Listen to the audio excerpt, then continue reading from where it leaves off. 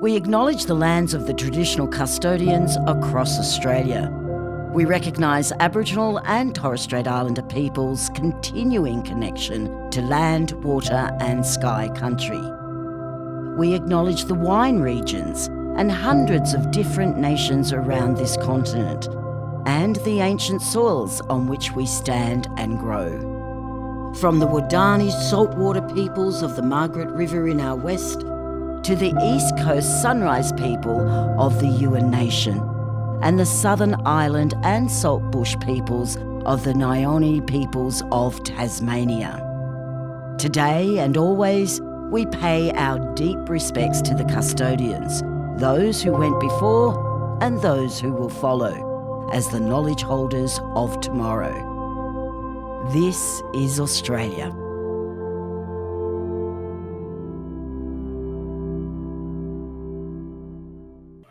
Good morning, everyone. Welcome to our broadcast, which comes from Leconfield Cellar today. Before we commence today's event, we wish to acknowledge the Pinjarra and Boandak people as the traditional custodians of the land on which the Coonawarra wine region stands today. We recognise and respect their cultural heritage, beliefs and ongoing connections with the land, water and the community. We pay our respects to their elders, past, present and emerging. Good morning, good afternoon. Thank you very much, Paul Gordon from Leconfield for doing the acknowledgement. I'm Sarah Ahmed. Thanks for joining me and my panel who are beaming into us live from Coonawarra. We come to the Limestone Coast, a region on a rising tide of gongs. Kate Goodman just took the winemaker of the year in James Halliday, Kate from Penley Estate. And the last wine that we're going to taste today, Riddoch the Pastoralist, 2021, won the International Wine Challenge International Cabernet of the Year. So building on a rich heritage of success and trophies over the years, I think this is going to be a great tasting. So we're going to be focusing on this famous South Australian region star variety. With deep roots in the region and representing the lion's share of plantings, Cabernet Sauvignon is to Coonawarra as Shiraz is to the Barossa. In 2023, Cabernet Sauvignon from Coonawarra represented 51% of the Australian Cabernet Sauvignon wine crush. So a fairly sizable figure, lion's share for sure. And Coonawarra is not only Australia's classic Cabernet Sauvignon region, but also Australia's original cool climate region. Surely no coincidence, but we'll get on to that shortly with Jacinta. Now, I'm a veteran of 5 visits to Coonawarra, and I've been lucky enough to have enjoyed some astounding vertical tastings of Coonawarra Cabernet Sauvignon dating back to the 1950s. And those tastings, well, they leave you in no room for doubt that Coonawarra Cabernet Sauvignon walks the fine wine talk of provenance, pedigree and ageability.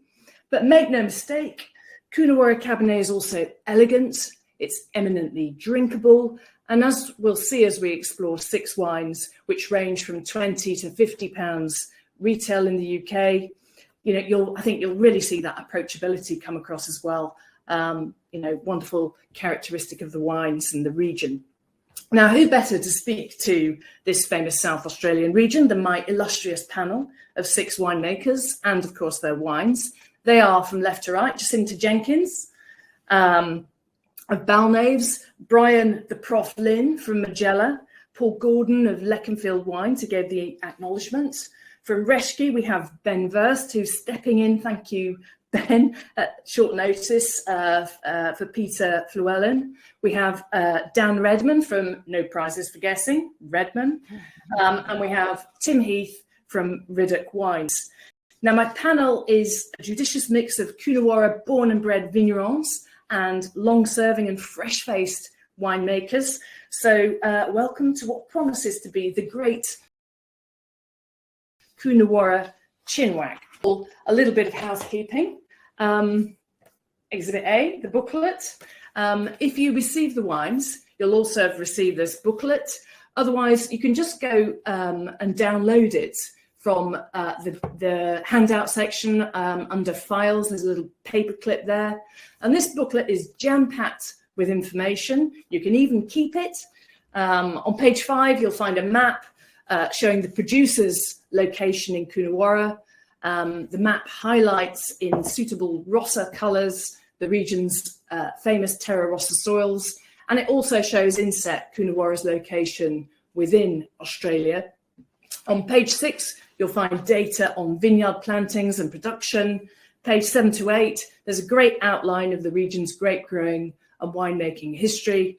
And there's also technical features for the wine. So all the alcohol levels, oak stuff, all of that you'll find in the features in the booklet. Also recommended retail prices in the UK imported details. And for those of you, tweeting or Xing, and all of that away, social media details for you to tag. Q&A, do take advantage of the Q&A and chat functions to ask questions and comment on the wines, and I'll put as many as I can to the panel. If we don't get round to all the questions, Wine Australia will follow up with you after the webinar. And if you miss something, don't worry, because the session is recorded, which I keep remembering smiling and all of it, as do my panel. So you can replay it later.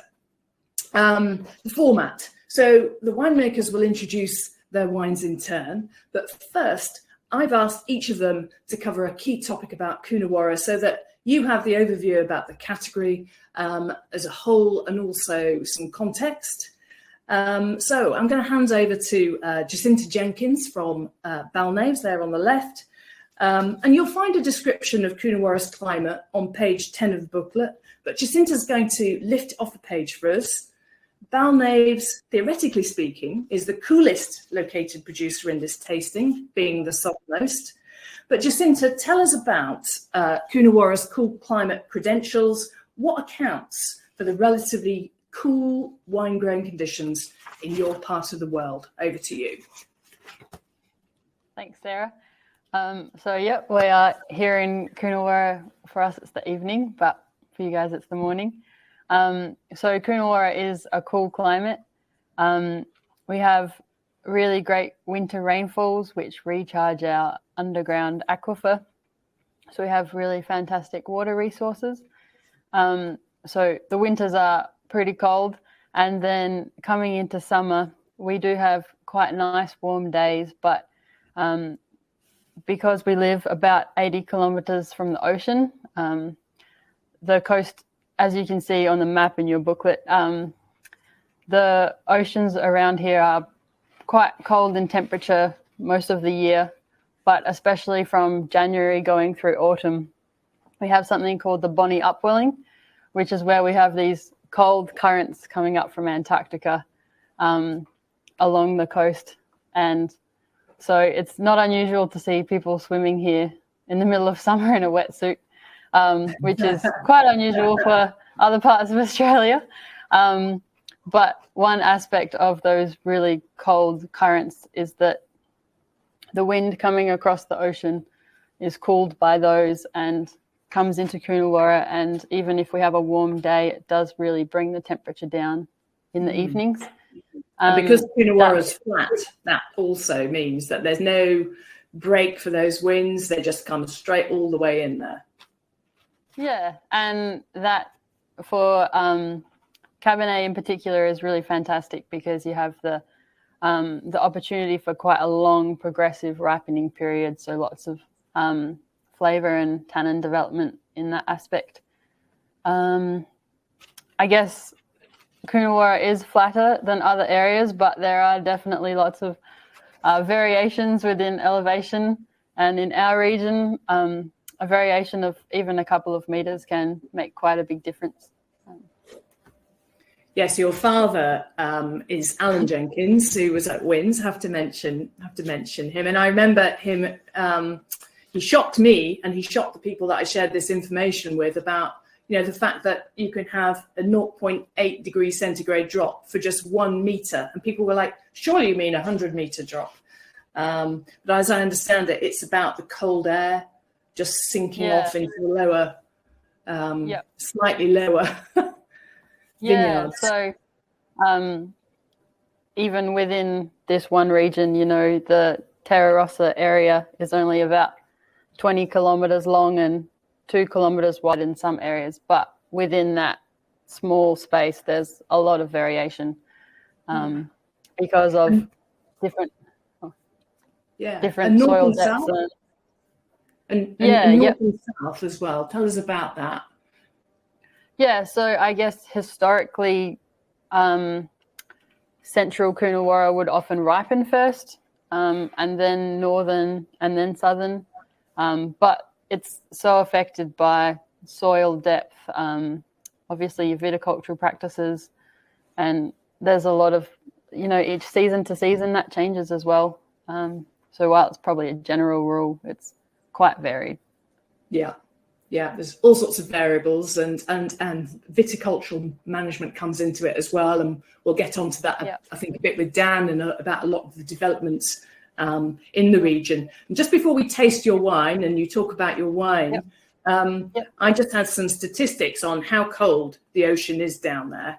So ocean temperatures at around 14 degrees Celsius off your coastline are around 8 degrees cooler than Adelaide and 5 degrees cooler than off Margaret River.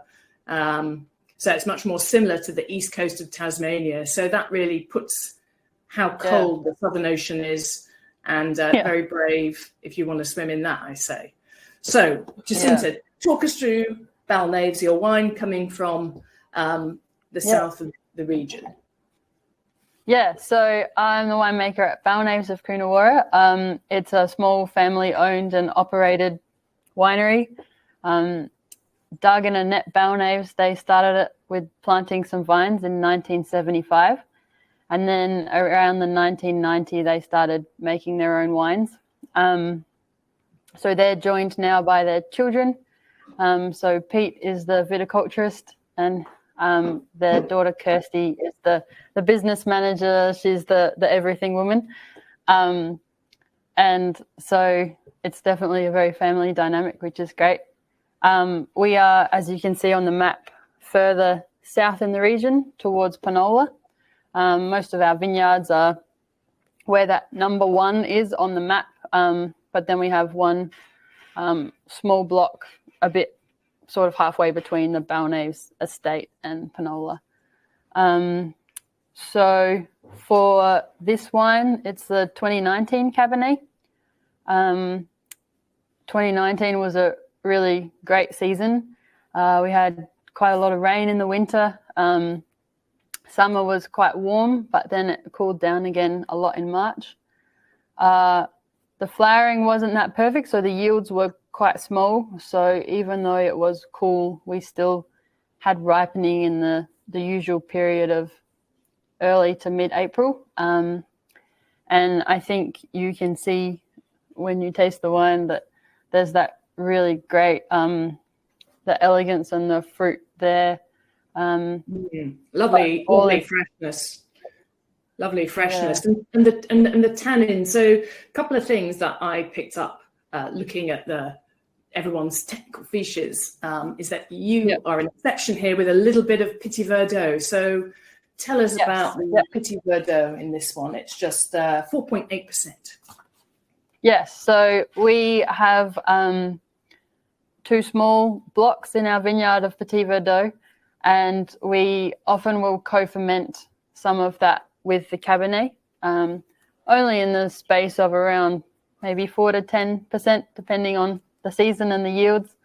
And we just find that gives it this really beautiful aromatic perfumed lift. And so it's probably quite pivotal to part of the Balnaves style in this Cabernet and also in our reserve Cabernet. So we pick them, if they're ripening in a similar period, we'll pick them together and co-ferment. Great. And just before we move on to Brian, one point you mentioned when I asked you about Petit Verdot was that you've planted more and you know, the acidity and freshness is something which, particularly in the warmer years, you're really looking to ensure that you get fruit brightness in the wine. So I think that's quite an interesting point as well. Yeah. Sort of, depending on the season, you can use more or less as you need. It's a little bit later ripening, so in a warm season, it's still got that bright freshness if your Cabernet is perhaps advancing. But yeah, I really think it's a great blender. Yeah. Great. Thank you. Lovely wine. Beautiful wine. Brian, the Prof. Lynn. Brian, when I interviewed Brian for Decanter Feature a few years ago, he memorably told me, trust me, if it wasn't for this wonderful soil, you really wonder why you'd live out here in the middle of nowhere. And he said, historically, Coonawarra is here because of the soil, and that still applies. So who better to talk us through the soil science of Coonawarra than the Prof? Over to you, Brian. And hello, Sarah, and good morning, everyone over there. And I still hold to that. The only reason that Coonawarra is here is because it is one of our what we call terra rossa, is one of the great viticultural soils of the world. And I've been with soil scientists from all over the world when they've looked at our soils and said, this is fantastic soil. You can grow anything in this soil.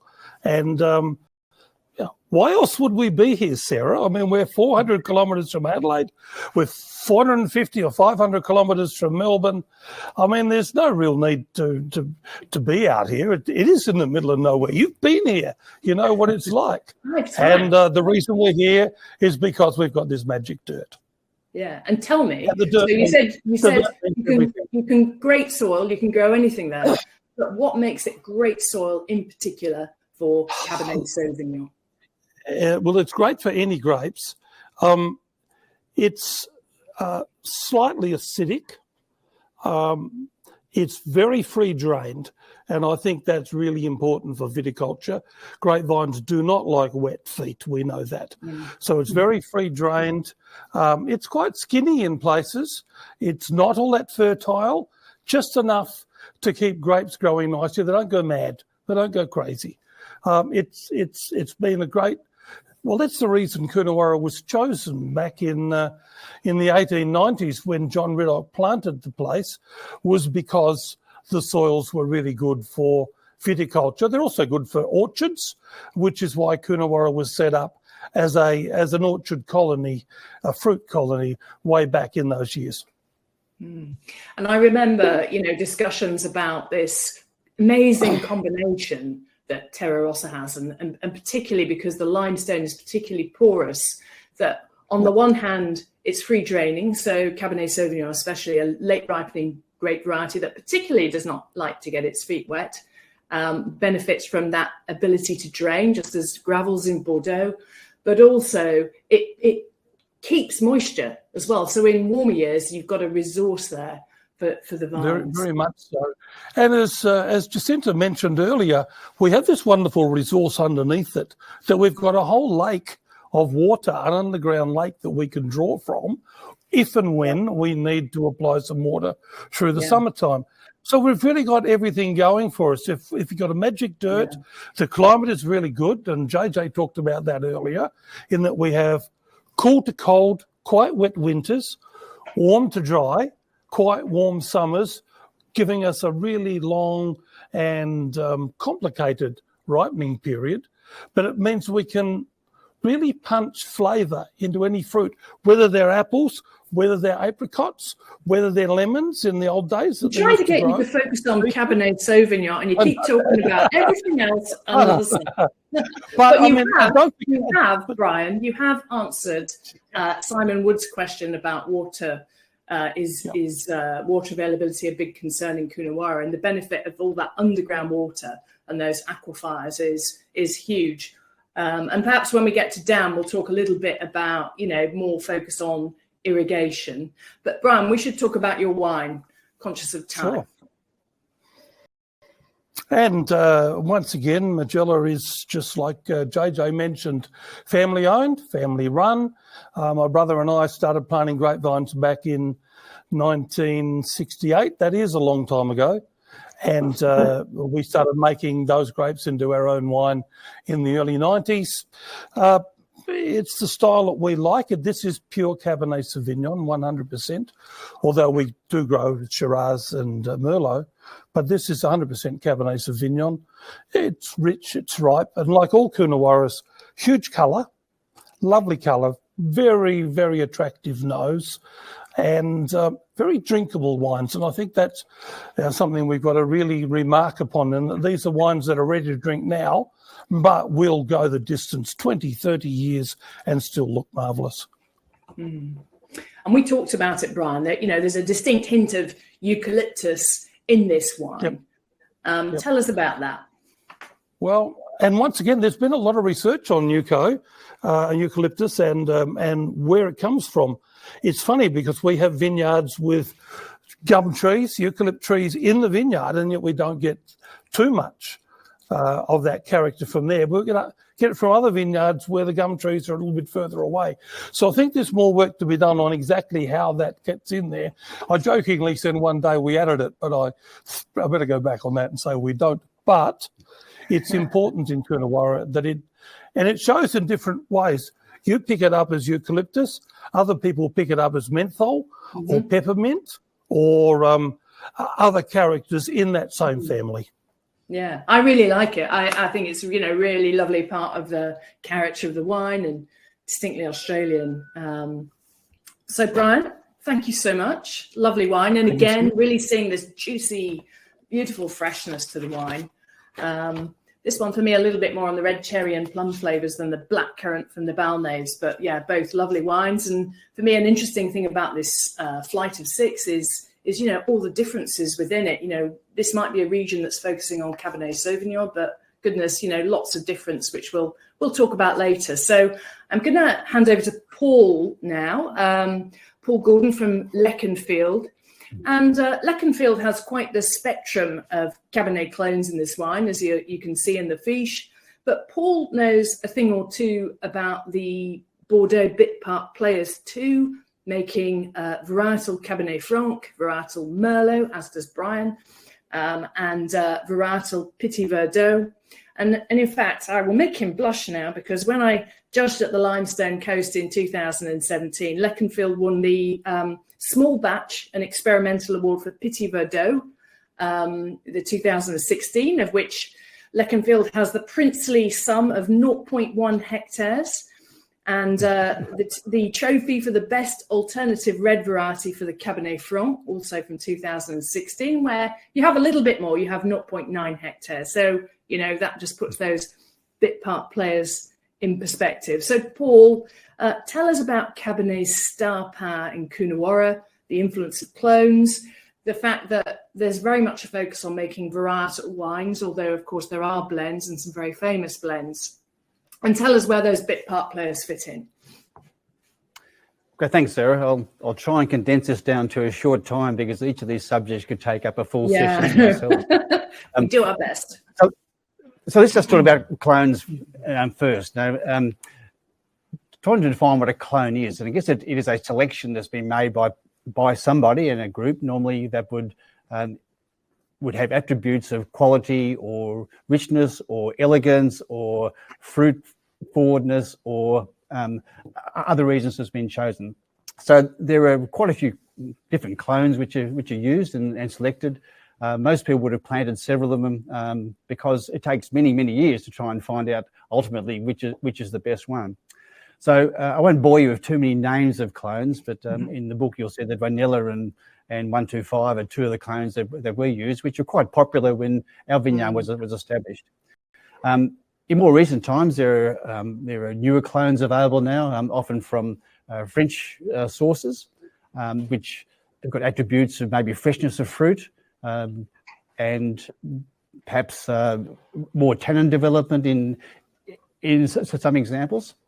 The other side of those things is that I think the advantage of clones or clonal selection as compared to what might have happened in Prof's time many, many years ago, or before Prof's time, was that they probably selected fruit. This is a Cabernet block, we'll go and take cuttings from it and sort of plant those. So the clones will give consistency of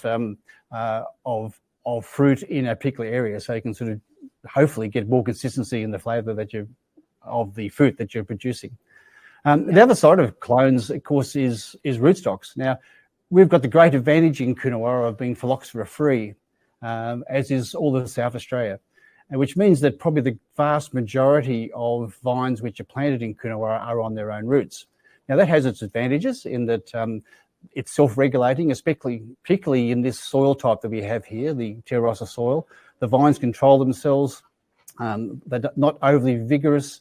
They're self-sustaining. However, we always have the risk that at some stage in the future there may well be an outbreak of phylloxera in the region, which we need to be prepared for. So there's been a lot of work done on rootstocks in the area too, to match up clones with a particular rootstock.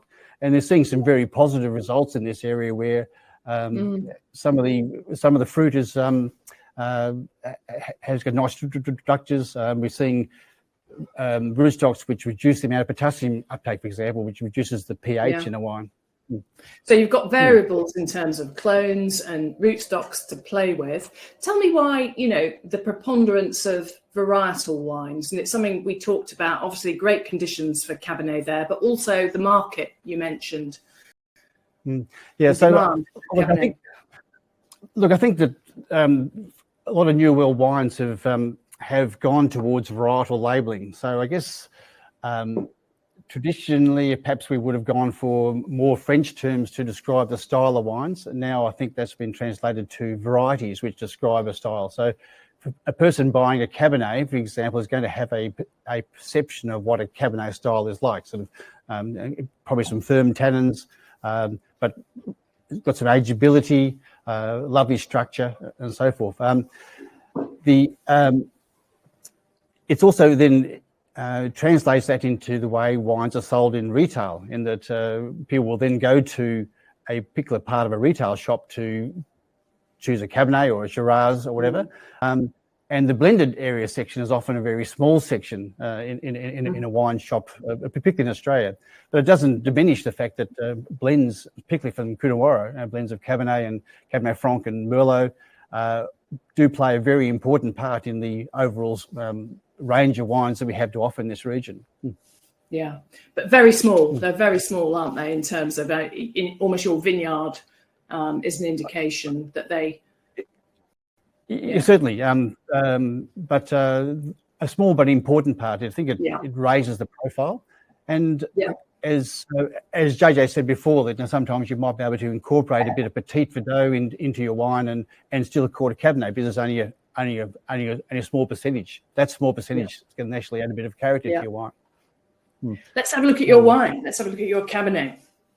Oh, thank you. Yeah, I'm delighted. So a little bit about Leconfield. Leconfield is also, we sit almost in between JJ and Prof as far as the Coonawarra Strip is concerned. A little bit north of JJ, a little bit south of Majella. We're a family-owned wine company established in 1974 by a gentleman called Sid Hamilton, who was fifth generation of his family to be involved in winemaking, very, very much a pioneer, who originally retired in 1955, I believe, but came out of retirement in 1974 at the age of 76 to establish this site we have here, with the distinct aim of producing a greatest example of Australian red wine. So we remain a family-owned winery. Richard Hamilton is the owner, and it's very proud to be part of a family heritage. Our style of Cabernet is from our main block here in Coonawarra, just near the winery. It's made from several different clones. The things about this wine which probably make us a bit unique, maybe, is the way that we ferment these wines. So all our wines are fermented using air to macerate the wine when it's on skins. It's done 3 times a day, or probably 3 to 6 times a day. And that's a really soft way to express the fruit. It also keeps the ferments very clean. It's very healthy for the yeast, so they go through fermentation very well. On the oaking, all our French oak that we use is is from coopers in Bordeaux and in Burgundy, but all our Burgundian coopage we use is water bent, so it leaches out some of the strong tannins. We're not trying to make an overly big style of wine. We're trying to make a wine which has got some elegance and drinkability to try and satisfy what I think is a very strong criteria of wines, is that you should have in one glass of wine, then look forward to a second and a third glass of that wine. And if you don't meet that criteria, then you've missed the boat from winemakers. I think it's a very important thing we have. Yeah, and I think I hear people talking much more emphatically about medium-bodied Cabernet in Australia, whether that's in Coonawarra or Margaret River. And perhaps we'll move on to Ben Wurst. Ben has worked in Coonawarra since 2002 and makes wines from other parts of the Limestone Coast as well. He's been working for CW Wines since 2015. And CW Wines acquired Reschke in 2020. So, Ben, I'm sure you've had deeper meaningfuls about house style, having recently taken on Reschke. And I think for me, this flight, and I'm seeing it in all these wines, there's lovely juiciness and acidity, but definitely, as Paul was saying, different house styles. So Coonawarra thumbprint, but house styles, diverse styles. Give us the winemaker's perspective on those variables. And can I just also pop one question to you that's come up in the Q&A? Maybe we start with that, if you don't mind. No, absolutely. Why not? So the question from Hannah Aldgate, any of the winemakers facing any issues in terms of increasing alcohol levels with Coonawarra Cab? If so, how are they managing it in the vineyard and winery? So if you could pick that up, that would be great. That is an issue, and certainly in certain years it can be.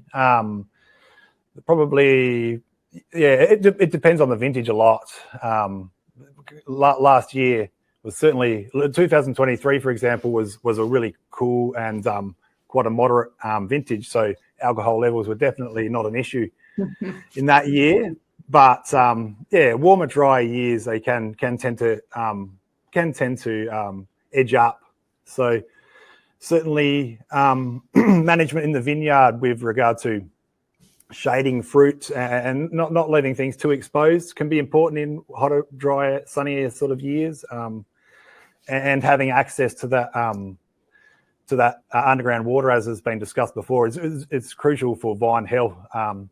Not overwatering, but just watering to a degree that vines don't get stressed. I think stressed vines don't produce good wine. Yeah. And I think something that Paul was touching on as well about different clones and rootstocks that are being introduced, and a lot of research projects going on that maybe Dan will touch on, are also sort of helping to build in some variation into the vineyards and getting that balance that you want going forward. Yes, that's right. Absolutely. Certainly. Niche varietals are very useful in terms of blending. Petit Verdot, as has been mentioned, is a very useful blender, and amongst other Bordeaux varieties. Yeah, but so CW Wines acquires Reschke, and you're going to be thinking about what's the house style. You've got different tiers of Cabernet. So talk us through, how you approach that in Coonawarra, and being the winery that's off the Coonawarra, the cigar strip, the impact of that as well. Yeah, no, that's right. So we like a lot of stories, a lot of the beginnings they start with an eccentric person, and I think the line between eccentricity can be close to a genius and also madness, so to speak. So Bert Reschke, who set up Reschke Wines, he had an amazing focus for just prestige and premium quality, and set up an amazing vineyard and quite a storied wine label and brand. And we've been lucky enough to be the custodian of that. So and as much as we can, we try to our style. We try to produce a house style is a ripe style. We look for ripe tannins. So we sort of, with regard to picking dates, definitely focusing on the tannin profile of the wines. That's quite important to us, and yeah, it can be difficult some years, and like you say, the alcohols can tend to a higher degree. So yeah, then there's certain things we have to do in the winery to ameliorate that. And we've got a question from Alex Hurst about skin maceration. And he says, there seems a split regarding the length of skin maceration, with Balnaves and Reschke choosing longer and the other producers around 6-7 days. So skin maceration, what's the story there? What are you using it for? What does it bring to the wines? Yeah, I think we focus on watch very closely during ferment. So tasting every day, just monitoring the extraction from the grapes and trying to sort of maximise the flavour and tannin that we can. And with longer maceration, you can tend to get longer, finer tannins as well, so they can soften a bit during the maceration fermentation period. Yeah, it's interesting. I remember Pete Bissell, who was at Balnaves. Jacinta joined him and then is now chief winemaker. And Pete said, you lose a bit from the mid palate, but you get this incredible length and texture with extended maceration and skin contact. But no, absolutely, yeah. That's right. Yeah, it's a great technique for just different character to increase complexity in the wine with regard to the structure and the flavours. Well, listen, thanks. I realise that you've stepped in at late notice and we've thrown all these questions at you in the Q&A. No, it's not better talk about the wine. We better talk about the wine, Ben. Talk us through this wine. So the 2020, it was quite a cooler vintage, like quite cool and quite small in quantity. So, yeah, we've got nice concentrated characters, but I think we've got the real plushness in the mouthfeel. That's the style we tend to try to go for, something that's really generous and rich in profiling. And it can be a challenge with Cabernet. So that's where the maceration, fermentation, monitoring is really important. Yeah. Just to get the characters we're looking for. Yeah. And quite a herbal note in that wine. Yeah. And is that absolutely sand and it's probably mostly a function of the vintage for that 2020, quite a cool vintage. There's definitely a real lavender sort of character running through the wine. Quite attractive. Yeah, great. And again, wonderful freshness. Ben, thank you so much for stepping in. Pleasure. And we'll move along because I'm conscious of time to Dan. Dan Redman from Redman Wines. Dan's great-grandfather, Bill Redman, famously said, from 1890 to 1945, you can write failure across the face of Coonawarra. And his grandfather, Owen, was convinced that nothing would ripen south of the V&A lane. Happily, in no small part thanks to Bill and his descendants, Coonawarra's fortunes have changed. And happily, as we have seen with Balnaves and Leconfield Wines, fruit does ripen south of the V&A lane these days. Dan, you're the fourth generation of your family to make wine in Coonawarra, so perfect person to walk us through the rise of Coonawarra Cabernet Sauvignon in a region that was, originally known for Shiraz-focused Cabernet blends, and whose most planted variety, Brian told me, the prof, in 1976 was Riesling. So there's been a bit of a roller coaster journey to get to this focus on Cabernet. So tell us about that.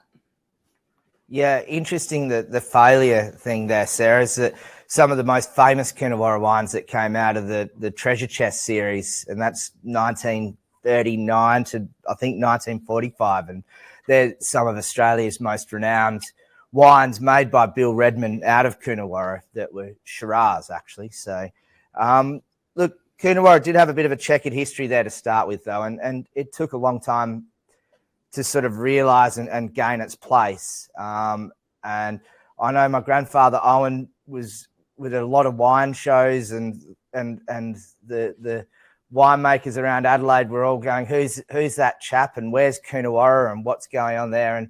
And eventually, you know, through their persistence, Bill and Owen, that they managed to really make Coonawarra wines show their ability to make great wines, and that led to investment in the area from a lot of different companies coming here, from Wynns, Penfolds, Lindemans, and many others. So it really has changed, but it took to the 70s and the 80s when Cabernet was finally really becoming quite renowned, or 60s, 70s.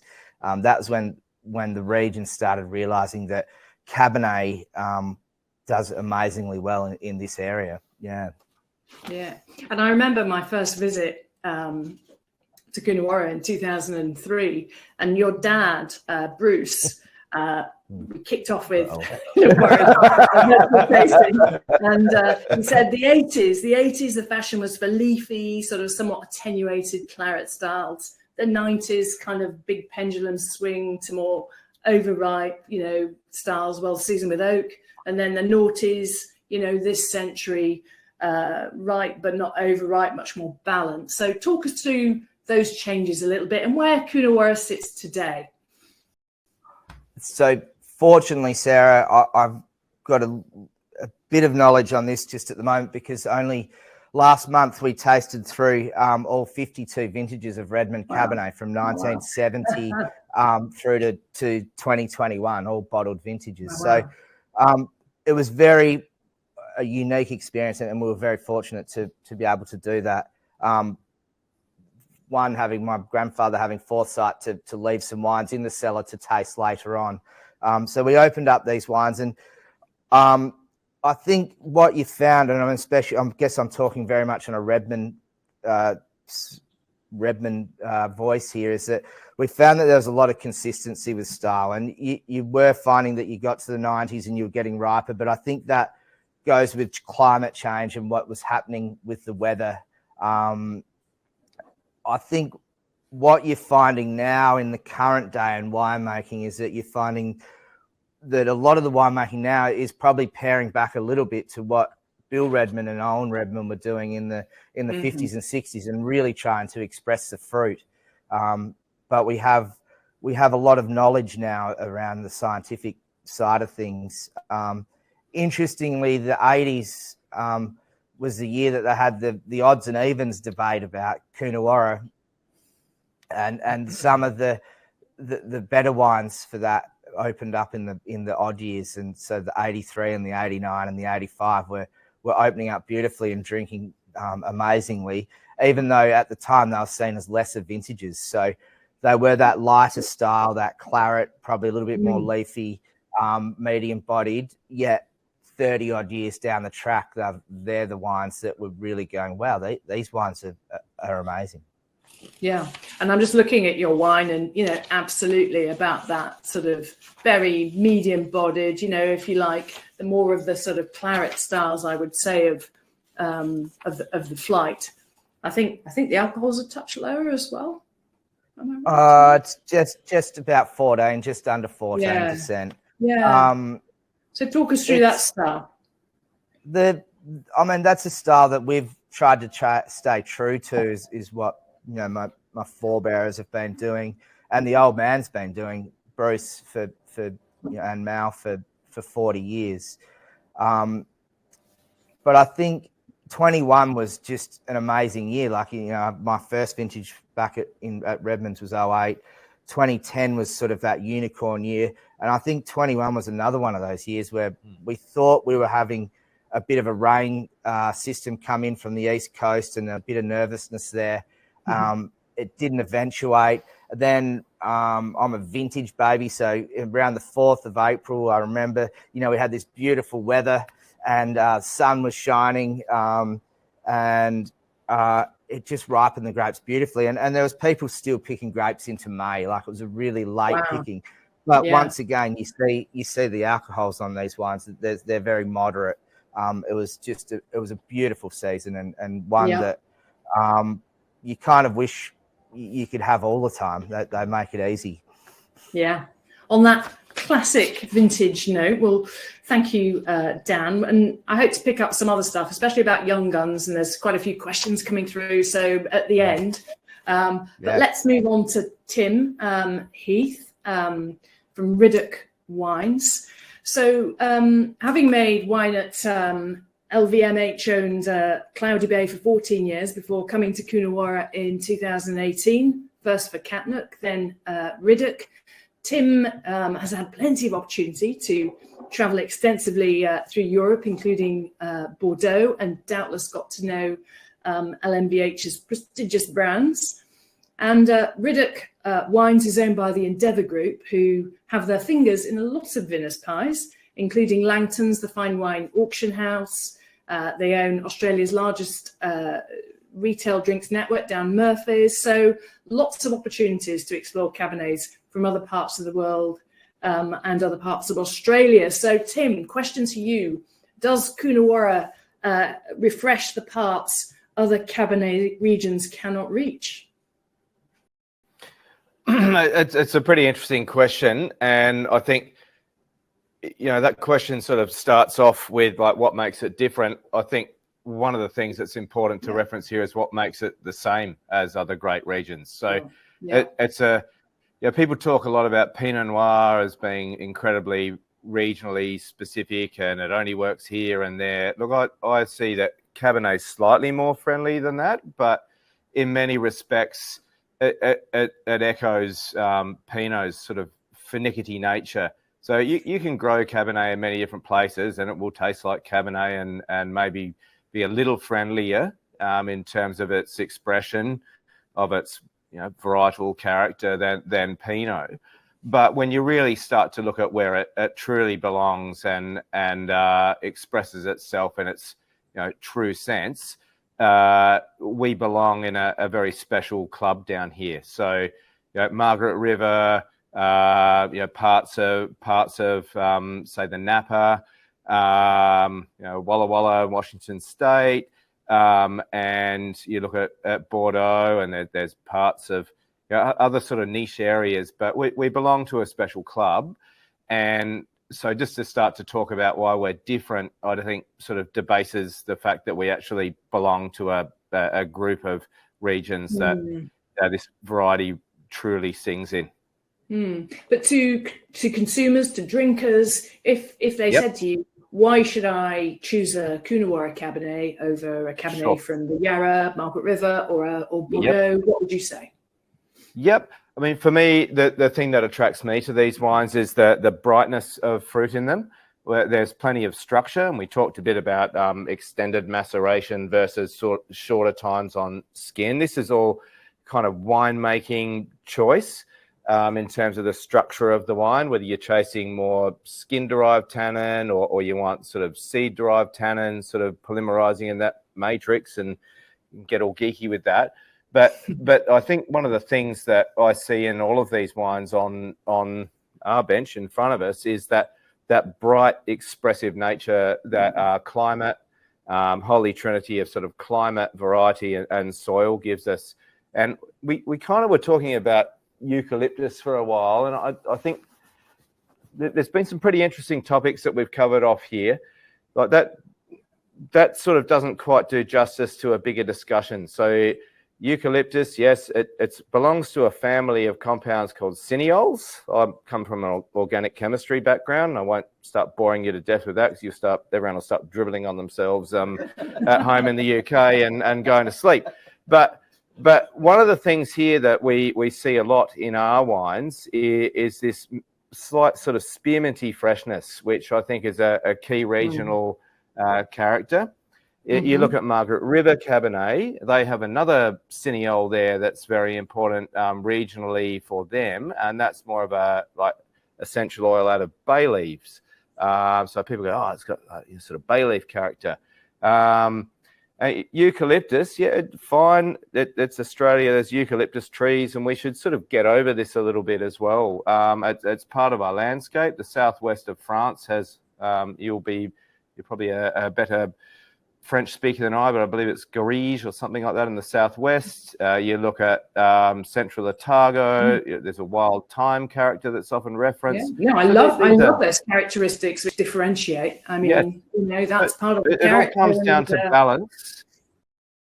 In my mind, balance, and great wine sort of expresses itself strongly and has all elements of itself in balance. And that also goes back to this alcohol discussion. You look at de-alcoholized wines, and that's an emerging space that, in the marketplace. You take all the alcohol out of a wine, it has no body, it has no sweetness. So to me, to look at all these things in an individual sort of nature doesn't do justice to the complexity of winemaking. I wish we had a day on and how everything fits together to make a great wine. Yeah. But talking about, the cachet and we should taste your wine because we're running a little bit behind. But the cachet of Coonawarra, Endeavour Group, Riddoch have just bought 2 vineyards in the region, which can't be easy to find those vineyards. And, so the region has a lot of cachet, doesn't it? I mean, and that's a big investment to be making. Yep, look, we love this region. We've the Riddoch brand's very important to us. It was given birth to at Katnook, and Ben sitting next to me worked there for a number of years, and that was sort of a relationship that ended up with us as owners and therefore custodians of the brand. But we've purchased 2 sites. One of them is the old Highbank Winery site, which is right next to and proximal to the Katnook Vineyards and Winery, which we quite like. That's a good story. But down here, we need to remember that the magic dirt, I really like Prof's, I haven't heard that before down here. The magic dirt that we have here is a finite resource, and we've had the opportunity to, I guess, bring our brand back and link it to site. And great wine is a story about site. It's not about winemaking. It's about a piece of dirt, and there's a finite amount of it down here, but it is really, really special. So, our wine's an interesting wine. Just to sort of jump into the wine side of it, it's not. This is driven by a site that's not on the strip. It's actually a little off the grid, but a little pocket of red dirt out to the northeast, and we started talking to these guys. It's a family-owned vineyard, and this was planted a reasonable number of years ago, I think back in the mid-'80s, and owned back then by Peter Douglas, who's an ex-Wins winemaker. And we loved it. Like it really sang in 2021, sorry, excuse me. It's bright and fresh and vibrant, and we didn't have to really work too hard there. We put it in a fermenter, did a little bit of cap management, took it pretty easy, gentle extraction, wrap a little bit of nice French oak around it, not too much, so that the fruit sings, and just left it alone. Yeah, and I think what's great about that wine, and it's a question that I asked you when I was just looking at all the wines and all the numbers and the boring things that I do to try and see, how the wines differ. And I think that freshness really sings out when you might think with 15% alcohol that this is going to be a really big wine that, isn't fresh. And I think it's a really good wine to end on in the sense that you have that really good freshness. You taste the region, you taste the variety, and it's dry, which in flavour profile, which for me is also a real Coonawarra signature. So thanks, Tim. We'd better move into wrapping up because we're running a little bit behind time. We've got a few questions to go through. So let me just run through. So Coonawarra is such a strong word. Does it have any ancient tribal meaning? Anyone want to, Tan, do you want to pick that up? Originally, sorry about that. Originally, the district was termed the Panola fruit colony, back in 1891 when John Riddoch started it off. However, the story is that he said to a gentleman that worked for him, who was the last of the local Pinchunga speakers, said, "What did your people call it?" And he said in Aboriginal, it was Coonawarra. What it means, no one really knows, Sarah, but the Aboriginals way back then called it Coonawarra. They camped here in the wintertime. Okay. So it is Aboriginal. Okay. And question to Dan. Christine Parkinson, who in fact I visited with in 2004 and had that tasting with your dad, she said, "I remember tasting a wonderful Redman Merlot on my trip there. Why don't we see more Merlot from Coonawarra? Is it simply down to economics? Cabernet is worth more, or is there a viticultural reason?" There is a little bit of Merlot grown in Coonawarra. I think it comes back to economics a little bit in that Paul makes a lovely Merlot, I might add, is that there's not a huge market for it in Australia. And I think that there are some lovely Merlots made, and there's but in the end, the Australian market basically sort of dictates a little bit to what's going on. So straight Merlots are probably a little bit more niche than the Cabernet. Yeah, and I should shout out to the prof that when I was judging at the Limestone Coast show, his Merlot was wine, the Merlot of the show, got the trophy. Simon Woods asked a question about additions. What is the current feel in the region about additions in terms of both acidity and tannin? Ben, do you want to take that, since we were talking about winemaking? Yeah, absolutely. I think, speaking for myself, but I'm sure it's a pretty common thing that we like to, as winemakers, to do as little as possible, really, in terms of adding to the wine. There's definitely some certain tannin additions to help to stabilise colour and that sort of thing. But our fruit is naturally quite high in tannin here and concentrated, so definitely just minimal sort of additions. And obviously acid as well. It's certainly a requirement just for balance, wine balance. White wines need to we get a bit hung up on some of this here when we start talking about Australian wine. As someone who's worked elsewhere here and there, including India across 4 years, wow, like that's an interesting place to grow wine in. Lots of challenges, but I think less is more. But understand what tools are appropriate to use. These things are used all through the old world as well. I worked in 2003 in the Northern Rhone at a winery there, and that was a very warm year. And acidity, like there was an increased amount of acidity that was permitted in that year. So acid additions, we get tagged a lot in Australia around, we add acid, we add acid. Hey, everywhere does this. You're all too honest in Australia.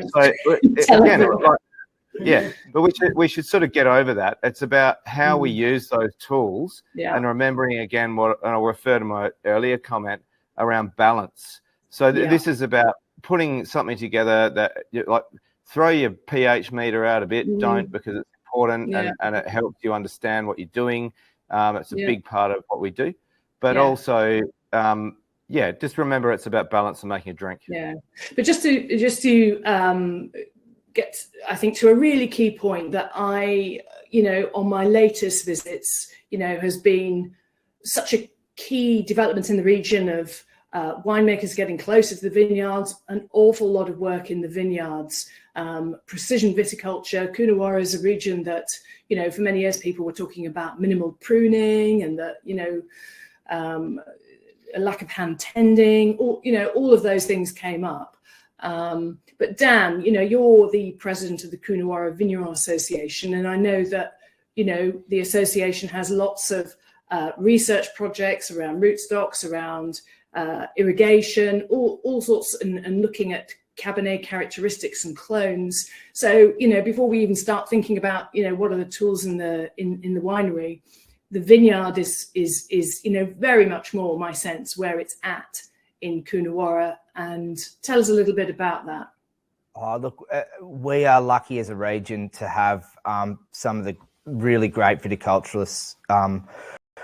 You talk about Hans Loder, Kath Kidman, Ben Harris, JJ's old man Alan before that, and these people have been driving Coonawarra viticulture in the right direction for a long time, and we're very fortunate that they're very generous with their time and knowledge on whatever it might be, whether it's water. We've got a lot of temperature data going on, that the rootstock trials that have happened with Yalumba as well. Like we're very lucky and very generous, community minded in this area. So we're very fortunate to be able to draw from a lot of invaluable resources from these people. Yeah. And just thinking about these vintages will all have been impacted in some way, shape or form by the pandemic. So nice and remote in Coonawarra and with the community. I guess, everyone pulled together, I imagine, and I think you see the results in those wines. So, if you're thirsting for more knowledge, Wine Australia are going to help get back to people on questions that we didn't get round to answering. On the back cover of the booklet, you'll see information about the Coonawarra Stewardship Programme, which you can sign up. It's free to find out more about Coonawarra's terroir and wines. Don't forget about Wine Australia's free information, tools and resources about Australian wine discovered, which includes a Coonawarra guide. So I think we just need to toast everyone and say thank you very much for coming and listening. And thanks so much to the winemakers and the Wine Australia team, and to Hugh from the region, who's in the background there. So thanks so much, and cheers. Cheers. Cheers. Cheers.